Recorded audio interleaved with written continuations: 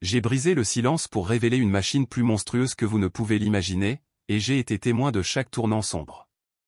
Dernière minute de Manhattan, l'acteur et défenseur des droits humains George Clooney a comparu comme témoin au 16e jour du procès fédéral de Sean Diddy Combs. Pour la première fois en public, Clooney a livré un témoignage explosif lié à de graves accusations contre le magnate de la musique, des détails qui pourraient bouleverser le cours de l'affaire. Qu'est-ce qui a bien pu pousser George Clooney, ami proche d'un ancien président américain, à rompre son vœu de silence et à prononcer 9 mots qui pourraient envoyer Diddy en prison à vie? Personne ne l'a vu venir, au 16e jour du procès de Sean Combs, un nom inspirant le respect dans le monde entier, un modèle d'intégrité dans le royaume doré d'Hollywood, et monté à la barre, le regard dur. Il n'était pas là pour jouer un rôle, il était venu révéler une vérité glaçante qui a laissé le monde entier en émoi. On se demande sans cesse, pourquoi George n'a-t-il pas parlé plus tôt? Parce qu'il détenait les enregistrements. Parce qu'il avait quelqu'un dans son cercle intime. Parce qu'un mot de travers aurait fait disparaître un proche. J'ai déjà vu 3 amis disparaître. George n'a survécu qu'en maîtrisant l'art du silence jusqu'au moment opportun. Des pièces obscures, à l'abri des caméras, aux salons exclusifs réservés aux ultra-puissants, des célébrités qui disparaissent sans laisser de traces après une seule soirée de divertissement, aux menaces menaçantes proférées sur le pas de leur porte, à l'encre rouge sang, il a tout vu. Clooney ne parlait pas par énigme. Il a révélé des souvenirs inédits et a remis au procureur une liste de noms susceptibles de bouleverser Hollywood. Pourquoi quelqu'un comme George briserait-il des décennies de silence pour tenir tête à un titan comme Diddy, un homme qu'il qualifiait autrefois de visage des ténèbres dans une industrie de lumière? Rejoignez-nous pour un voyage où la lumière et l'ombre s'affrontent dans une lutte acharnée. Je n'ai jamais voulu me tenir ici, a-t-il déclaré, mais il y a des vérités que je ne peux emporter dans ma tombe. Diddy n'a pas seulement fait du mal à des individus, il a bâti un empire du crime, et j'en ai été l'une des victimes. Un murmure parcourut la salle d'audience. Même le sténographe marqua un temps d'arrêt. George Clooney, célébré comme un modèle des droits de l'homme et un proche allié des géants politiques, affrontait désormais l'un des plus redoutables titans du divertissement. Le regard fixé sur le jury, son regard était perçant mais lourd d'angoisse, chaque mot perçant le silence comme une balle. Les journalistes se ruaient sur leurs stylos, les spectateurs retenaient leur souffle, c'était plus qu'un témoignage, c'était une déclaration de guerre. Pourquoi George célébrité, influence, respect universel risquerait-il tout pour affronter Diddy? Quel secret était si insupportable qu'il a brisé des décennies de silence? Il a commencé son récit par une révélation qui a stupéfié la salle. En 2013, Diddy l'a approché avec un objectif calculé, non seulement pour consolider son statut dans le monde du divertissement, mais aussi pour accéder aux sphères raffinées de la politique mondiale. Lors d'une soirée blanche dans les Hamptons, Diddy lui a dit « Le rap ne changera pas le monde. Le véritable pouvoir réside dans des enceintes comme les Nations Unies, le Forum économique mondial, des fondations comme celle de Gates et George, tu es mon ticket d'entrée pour ce monde. » Clooney a vu au-delà des apparences, les ambitions de Diddy allaient bien au-delà de la richesse, des femmes et de la controverse. Il voulait se réinventer en homme d'affaires activiste, aux côtés de présidents et de philanthropes. Il s'est même vanté d'avoir formé de nouveaux leaders noirs dans la politique américaine, mais ce n'était là qu'un prétexte pour ses ambitions égoïstes. Clooney a décidé de jouer un jeu périlleux, si l'on n'entre pas dans la gueule du tigre, comment attraper la bête? Il a accepté l'invitation et s'est rendu aux somptueuses soirées de Diddy ou star hollywoodienne, milliardaire de la tech et politicien trinqué au champagne, sondant sa fiabilité par des questions politiques informelles. Ce n'est qu'à l'été 2013 que Diddy a baissé sa garde. Tout a basculé lorsque Clooney a reçu une mystérieuse enveloppe portant uniquement des coordonnées GPS et une heure aux 2 heures du matin. Pensant à une farce, il a failli l'ignorer jusqu'à ce qu'un SMS anonyme lui ordonne de suivre les coordonnées, de s'habiller en noir et de laisser son téléphone derrière lui. La curiosité luttait contre le malaise, mais Clooney planifia soigneusement. Il dissimula une minuscule caméra dans sa montre, un appareil auquel il faisait confiance dans les situations imprévisibles. Cette nuit-là, un SUV noir le conduisit à travers des zones industrielles silencieuses jusqu'au parking désolé d'un célèbre parc d'attractions. Je ne peux pas le nommer, dit-il, mais des millions de familles le visitent chaque année, inconscientes du monde caché sous leurs pieds. Derrière une porte d'acier dissimulée par un mur de béton se trouvait un couloir glacial, gardé par des silhouettes silencieuses qui n'avaient pas besoin de papier d'identité pour le reconnaître. Au bout, un lourd portail métallique s'ouvrait sur une vaste salle souterraine baignée d'une lumière tamisée et inquiétante, chaque pulsation de musique rock pulsant comme le battement d'un cœur animal. Ce n'était pas une fête, dit Clooney d'une voix tremblante mais résolue, c'était un rituel, une cérémonie perverse. Il vit des personnalités idolâtrées milliardaires, oscarisés, magnats de la technologie, et même des élus au revêtir des robes et des masques, signer des accords de confidentialité comme si c'était une routine. Ils riaient, participaient, se protégeant mutuellement dans un voile de silence. Je n'y ai jamais participé, avoua-t-il, mais je suis resté proche, observant, mémorisant et cela me hante chaque jour. Ces rassemblements étaient fondés sur le contrôle, y assister aux côtés d'autres titans signifiait un pacte tacite, car si une seule voix brisait le code, toute la structure s'effondrerait. C'est ainsi, révéla Clooney, que Didi est resté intouchable si longtemps, par la peur, les promesses et une forteresse de silence. Des promesses de renommée durable, de liens indestructibles et d'accès à la véritable pyramide sociale du pouvoir et de l'influence. La première preuve présentée par Clooney au tribunal était une liste de noms qu'il avait aperçus dans l'antre de Didi. Il décrivit comment, près de l'entrée, un lourd registre relié reposait sur un piédestal de pierre, quiconque entrait était contraint de le signer, comme tenu par un rituel de silence. Je n'ai pas signé, avoua-t-il, mais j'ai vu les noms à la page précédente, des noms qui, s'ils étaient révélés, stupéfieraient la nation. Avec la prudence de quelqu'un toujours prêt au danger, expliqua Clooney, il avait utilisé le minuscule appareil photo dissimulé dans sa montre pour capturer une image de cette page. Il remit au tribunal une copie de la photographie, accompagnée d'une liste manuscrite des noms dont il se souvenait, des hommes politiques, des stars et les figures influentes du monde du spectacle. Je ne suis pas là pour les détruire, insista Clooney d'une voix assurée, même si ses mains tremblaient. Je veux que ce tribunal comprenne que Didi n'agissait pas seul. Il était le centre d'un réseau protégé par le silence des personnalités les plus influentes. Il a ensuite révélé sa deuxième preuve, une série de vidéos qu'il avait enregistrées en secret lors des rassemblements de Didi. Je sais que ce que je vais révéler va horrifier les gens, a-t-il déclaré d'une voix basse mais sonore, résonnant dans le silence de la salle d'audience. Ce sont des vidéos que j'ai filmées en secret lors des événements de Didi, ce qui se passait derrière des portes closes dans ce qu'il appelait le repère. Clooney a décrit les précautions méticuleuses qu'il avait prises lors de cette mission périlleuse. Il portait des lunettes équipées d'une caméra miniature, le genre d'équipement que seuls ceux qui naviguent dans les bas-fonds d'Hollywood connaissent. Je ne suis pas un espion, a-t-il admis, mais j'ai appris à me protéger dans une industrie minée par les secrets et les trahisons.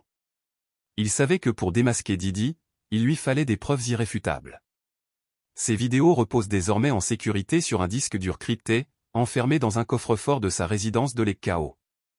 Selon Clooney, elle dévoile un monde dépravé que Didi a créé et orchestré dans des chambres souterraines insonorisées ou des arènes de corruption où des personnes vulnérables, que Didi qualifie impitoyablement de « pépites », sont traitées Madame des accessoires.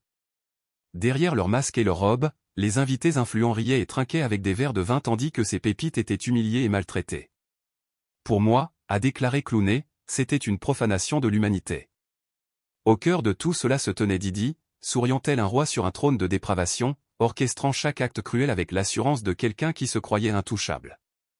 Une vidéo en particulier a plongé la salle d'audience dans un silence stupéfait. Clooney se souvenait de cette scène glaçante, Didi, froid et autoritaire, ordonnait personnellement à un groupe de personnages masqués d'accomplir un rituel sur une pépite aux yeux bandés, allongé immobile sur un coussin d'un rouge profond au centre de la pièce. C'était comme une cérémonie des ténèbres, murmura Clooney, les yeux lourds du souvenir. Il résista à toute velléité d'intervenir, sachant que cela anéantirait toute chance de révéler cette preuve. Ces vidéos ne se contentent pas de capturer des actes de cruauté, a-t-il poursuivi. Elles révèlent une structure de pouvoir conçue pour dissimuler et protéger les personnes impliquées. Les personnes présentes dans cette salle n'étaient pas de simples amateurs de sensations fortes, c'étaient des milliardaires, des stars oscarisées, des élus, des personnalités publiques qui s'étaient bâties une réputation de gentillesse et de compassion. Pourtant, ils y ont révélé leur véritable identité, et Didi a exploité ces secrets pour les garder sous son contrôle. Clooney a ensuite décrit des transactions secrètes filmées, poignées de main discrètes, échanges d'enveloppes épaisses, conversations chuchotées sur des accords commerciaux et politiques négociés dans cet espace précis. Il a conservé les images dans un coffre-fort secret, sachant que si Didi découvrait ce qu'il détenait, sa famille en paierait le prix fort. Je savais que ces vidéos n'étaient pas seulement des preuves contre Didi, dit Clooney, la voix basse et sombre. Elles étaient la preuve d'un système, un réseau de pouvoir fondé sur le silence, la corruption et la manipulation. Les personnes présentes dans cette pièce n'y ont pas participé uniquement par désir, elles ont rejoint l'organisation parce qu'elles savaient que le silence mutuel les protégerait toutes. Ce n'est qu'après avoir décidé de témoigner que Clooney a confié le disque dur à son avocat, sous de strictes conditions de protection. Je ne fais pas ça pour la gloire ou la vengeance, a-t-il déclaré, fixant le jury du regard. Je fais ça pour ceux qui n'ont pas voix au chapitre, ceux qui sont devenus des pions dans le jeu de Didi et les manigances de puissants comme lui. Lorsque le juge, l'air sévère, lui demanda pourquoi il ne s'était pas manifesté plus tôt, Clooney marqua une pause, ravagée par de douloureux souvenirs. Votre honneur, commença-t-il, j'avais peur, pas seulement pour moi, mais aussi pour ma femme Amal et nos enfants. Les gens du monde de Didi exercent un pouvoir inimaginable, ils n'hésiteraient pas à nuire à ma famille pour protéger leurs secrets. Et je ne pouvais me résoudre à affronter les horreurs dont j'avais été témoin, ni à supporter le coup de la collecte de ses preuves contre lui. Il a ensuite raconté une nuit de 2014, lors d'une des fameuses soirées, Freak Off, de Didi, où ce dernier est sorti de l'ombre, coiffé d'un masque glacé. Il n'a pas dit grand-chose, se souvient Clooney, sa voix se perdant dans le souvenir de cette rencontre glaçante. Il me fixa un long moment, puis fit signe à ses hommes de main. Avant même que je m'en aperçoive, un coup violent me frappa la tête. Ils me forcèrent à avaler un liquide amer ou une drogue puissante qui me coupa le souffle tandis que mon corps se convulsait de manière incontrôlable. Je sentis mes forces s'épuiser, puis tout devint noir. Quand j'ai repris connaissance, j'étais dans un lit d'hôpital, tous mes muscles étaient ravagés par la douleur. Amal, ma femme, était agenouillée à côté de moi, les larmes aux yeux.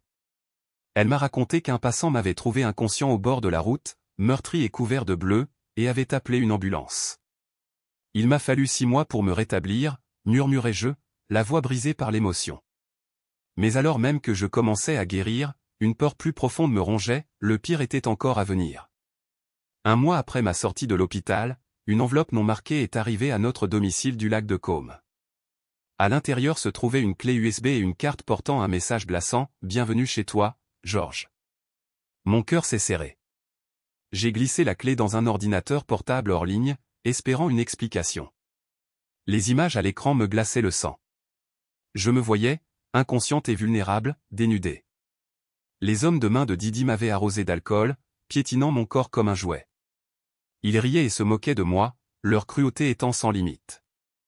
Et là, dirigeant chaque mouvement dément, Didi lui-même se tenait là, souriant, comme s'il filmait une scène d'horreur macabre. Puis la séquence est passée à la dernière image, et j'ai senti mon cœur s'arrêter. Amal était là, ligotée, le visage meurtri, les yeux écarquillés de terreur. Didi est apparu dans le cadre, froid et déterminé. « Allez voir la police, George, a-t-il dit, et votre famille en paiera le prix. » Dans la salle d'audience, les jurés étaient silencieux, le souffle court sous le choc. Je leur ai raconté comment j'avais immédiatement appelé Didi, malgré la peur qui me serrait la poitrine. Lorsqu'il a répondu, il a ri, comme pour une plaisanterie. « Tu as aimé mon cadeau, George » a-t-il ricané, la voix empreinte d'une joie sadique. Il m'a proposé un choix, l'aider à obtenir des relations influentes pour un contrat majeur, et il épargnerait ma famille. Désespéré, j'ai obtempéré. Le lendemain, je lui ai fourni une liste de noms, hauts fonctionnaires, PDG et personnalités du monde du spectacle. $1 million a atterri sur mon compte, déguisé en honoraire de conseil. Je l'ai fait pour un centre commercial, ai-je avoué, la voix brisée. Mais aucun centre commercial n'a jamais existé, ce n'était qu'une façade pour un trafic d'armes illégales, dissimulé derrière de faux contrats et des alliés influents. Une fois l'affaire conclue, Didi m'a envoyé un autre message, « Toi et moi sommes dans le même bateau, George. » Et les menaces ont continué. Tout au long de 2014 et 2015, il m'a contraint encore et encore, à chaque fois avec de nouvelles vidéos, de nouvelles horreurs, des rappels de ma vulnérabilité. Des emails, des SMS, et même un enregistrement audio de fin 2015, « Tu es mon atout, George. » Ne l'oublie jamais. J'ai tout remis au tribunal, les relevés de transactions, les vidéos de réunions, les fichiers audio, afin que personne ne puisse manipuler ou détruire davantage de vies. Alors que je terminais mon témoignage, l'avocat principal de Didi s'est levé, la voix glaciale. « Monsieur Clooney, pourquoi n'avez-vous pas d'abord porté plainte ?» Mais j'ai croisé son regard sans sourciller. Je connaissais trop bien le prix à payer pour parler. Assis à la table des accusés, Didi prit la parole pour la première fois, la voix tremblante. « George, tu mens. Tout ça n'est qu'une comédie pour me faire tomber. » La salle d'audience vibra, mais le juge les fit taire. J'ai croisé le regard de Didi.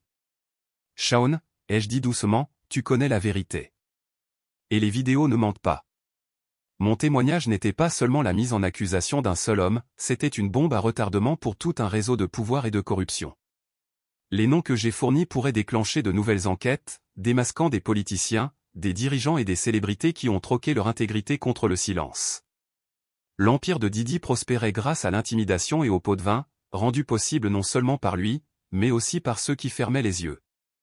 Même sa mère, Janice Combes, a comparu devant mon tribunal, jouant le rôle de conciliatrice lors de fêtes fastueuses et aplanissant les alliances tendues.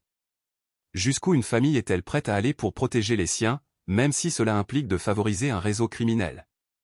En quittant la barre des témoins, un lourd silence s'est installé dans la salle d'audience. J'avais payé un lourd tribut, la sécurité de ma famille, ma tranquillité d'esprit, d'innombrables nuits blanches hantées par ces souvenirs. Pourtant, je gardais espoir que la justice, bien que retardée, puisse enfin triompher. Cette affaire dépasse le cadre d'un seul homme. C'est l'histoire de la corruption du pouvoir, de la complicité du silence et de la nécessité pour chacun de choisir de dire la vérité, quel qu'en soit le prix.